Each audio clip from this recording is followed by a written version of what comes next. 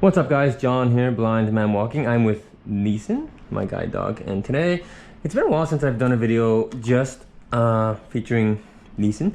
A lot of my videos as of late have been baby related because I am a new dad, a new blind dad. So a lot of my videos have been just talking about how I do stuff with my kiddo. But this is my other kiddo, my Neeson bear. Neeson is 6 years old. He comes from Guide Dogs for the Blind in California. So I thought I'd just do a quick Q&A, just answering some of the more common questions that I get, either in person or through social media, dealing with my service dog. So without any further ado, can I have your right paw, please? Right paw. Here you go. Right paw for Neeson. Question number one.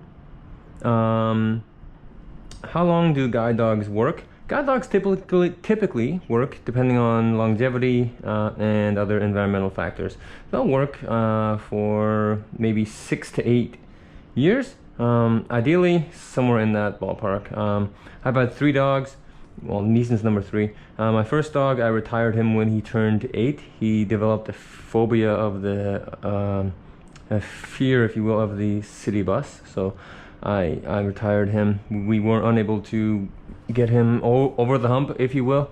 My second dog, Lars, I retired him when he was 11. So he worked a very long time, and he ended up living to almost 15 years old. So I retired him because he was 11, effectively. No other reason. His work was still, like, he was slowing down, but his work was still very, very good. Neeson, can I have your left paw? Left paw. Oh, good boy. You stay sitting though.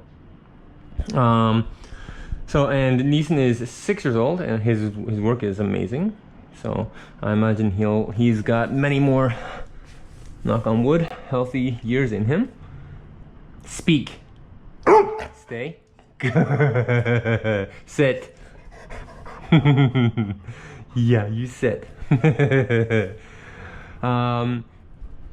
Another question that I'm commonly asked when I'm out with Neeson is, can dogs read traffic lights? No, they cannot. Dogs are effectively colorblind, so you as the handler must be aware of when it is safe to cross and when it is not. And I can do a video on that. There are videos on my channel where I do crossings with my dog. Maybe I'll just do a refresher at some point so you guys can see that. Neeson, spin. Good boy. Sit.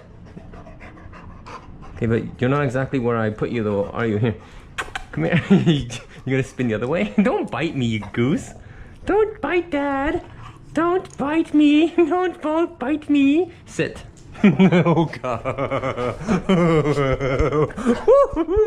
Oh god. This is bad, Neeson. This is bad, Neeson. Sit. Sit. Good boy. Up. Thank you. This is yoga. Up. Sit. Good boy.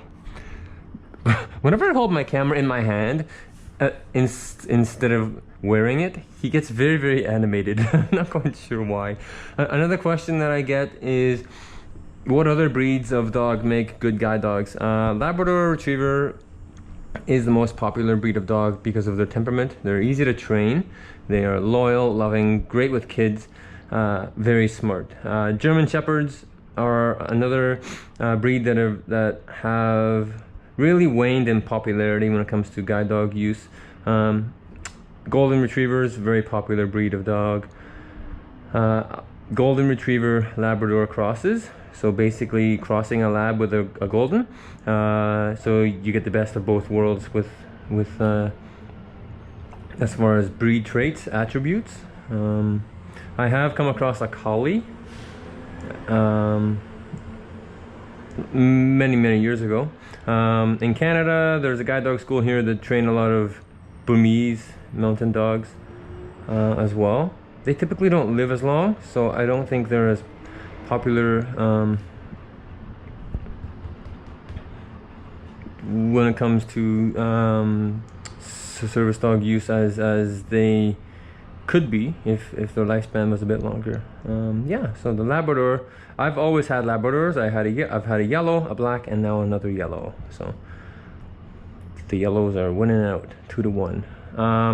Another question that I often get asked is, can I pet your service dog? No, you can't.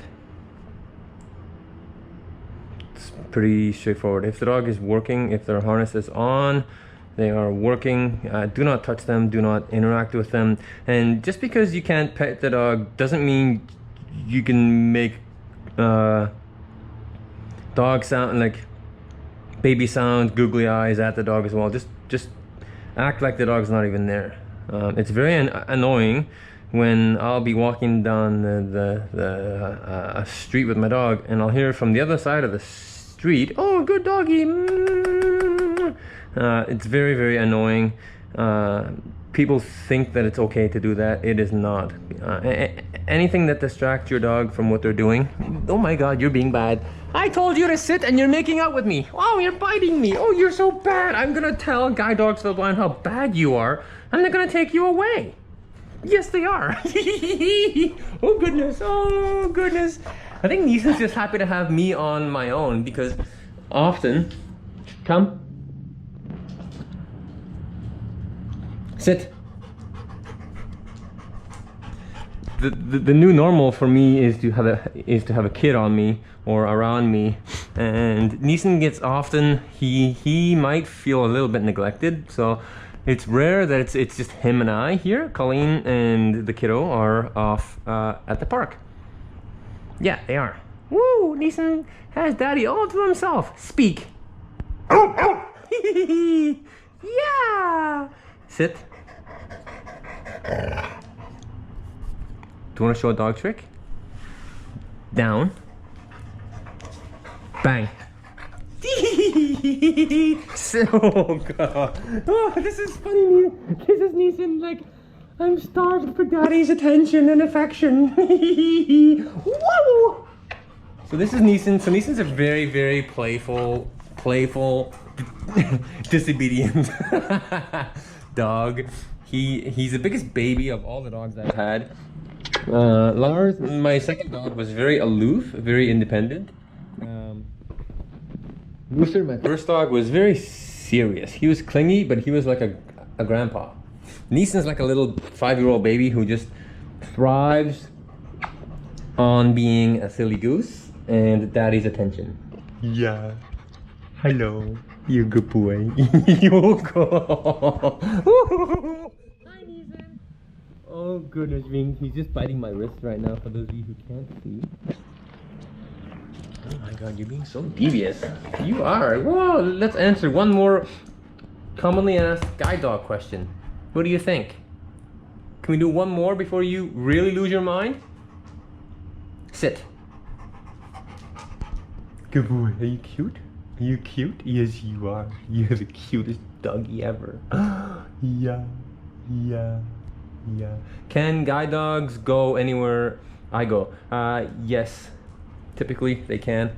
There are places though where you don't want to take your dog, like a petting zoo. I choose not to take him to concerts or a movie theater, just because of how loud those places are.